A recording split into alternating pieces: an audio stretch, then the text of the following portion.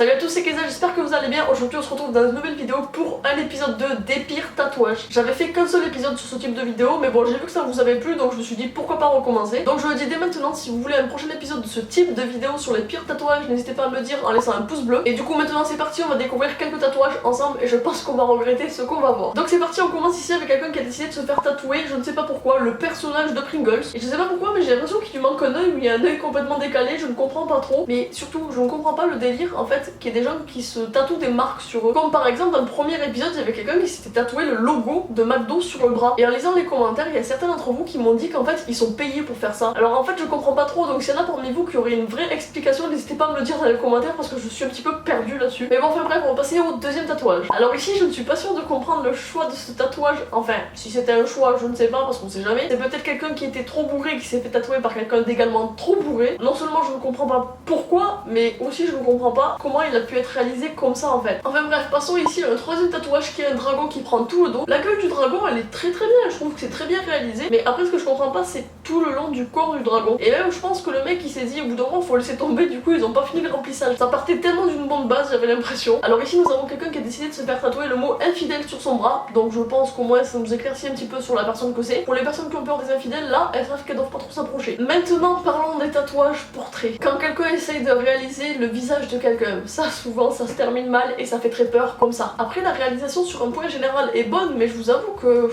dans le regard, c'est oppressant un petit peu. Est-ce que vous vous souvenez, pour ceux qui auraient vu le premier épisode, ceux qui s'amusent à jouer de leur nombril pour en faire un tatouage tout autour? Et bien ici nous avons droit à ce type de tatouage. Niveau réalisation c'est plutôt correct et c'est très original. Revenons au tatouage portrait avec celui-là. Si un jour vous souhaitez faire un tatouage avec le portrait de quelqu'un, s'il vous plaît réfléchissez bien avant et choisissez bien votre tatoueur. Bon, maintenant passons à un tatouage qui demande de l'explication, beaucoup d'explications, parce que j'ai beaucoup d'interrogations quand je regarde ce tatouage là. Et j'ai qu'une seule question qui me vient à l'esprit, c'est pourquoi? Et j'essaie de trouver une signification mais je ne trouve pas en fait. Est-ce qu'elle voudrait dire à travers ce tatouage que là-bas c'est aussi vieux qu'un dinosaure, que du coup ça n'a pas été visité depuis une éternité? Je ne sais pas du tout. Enfin bref, on va laisser tomber parce que je pense que mon imagination peut aller très loin. Alors ici je suis désolée, mais tu fais pas ça à une licorne? Non. Le tatouage en lui-même ça va, niveau réalisation bah c'est bien, mais pourquoi maltraiter une licorne? Est-ce que c'est volontairement réalisé un peu de travers, comme quoi ça se torse en train de se casser ou je sais pas, ou alors c'est un problème de réalisation? Le tatoueur était soit bourré, soit c'était pas un vrai tatoueur en fait. Tellement que la flèche du haut est montée trop haut, le 12 il a même pas pu le mettre juste au-dessus, il s'est dit en mode bah les couilles, bon allez, on le met sur le côté, ça passera au point où on en est. Ça me fait mal au cœur de voir ça. Maintenant, expliquez-moi celui-là s'il vous plaît. Si seulement on pouvait avoir une explication à chaque fois. Celui-là me fait plutôt rire. Je sais pas, la tête elle m'inspire le sourire, la joie, la bonne humeur. Voilà, j'ai envie de sourire quand je vois ce tatouage, pas vous? Alors ici on a un enfant qui croque un rat. Enfin une souris, un rat, je ne sais pas pourquoi. Mais ouais, il se pose beaucoup de questions là-dedans. Alors pour ce tatouage, je vais essayer de trouver une signification, c'est parti. C'est une paire de couilles